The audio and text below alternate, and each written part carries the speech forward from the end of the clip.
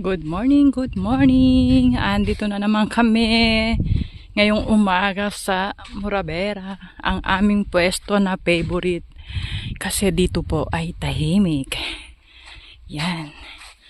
May tao pero hindi ganun kadami sa Muravera. Kasi kung sa Costa Rica kami, puno. Ang dami po. Pero doon ang buhangin ay pinong-pino, puting-puti. Dito pinong-pino pero medyo brown.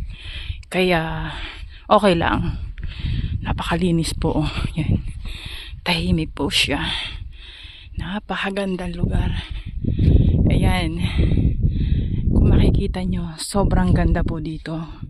Alam nyo ang tubig, sobrang linaw. Parang mineral water ang tubig. Sobrang linaw po kaya mawiwili kayo dito araw-araw pumunta. Ito yung pwesto namin.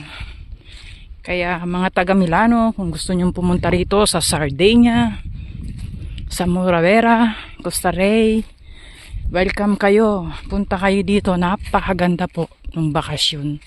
Hindi kayo lugi kahit gumastos kayo ng mahal. Hindi po. Hindi mamahal. Ayun. Ayos lang po talaga. Napakaganda po ng lugar.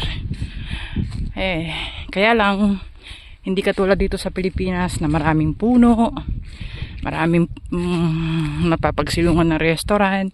Ang restaurant po dito at saka bar nandun sa dulo-dulo. Yan. Kaya yan. Hello, bye-bye. Enjoy po tayo ngayong araw na to sa pagsiswimming. Kaya si Madam Barlina, swimming na. Bye-bye po.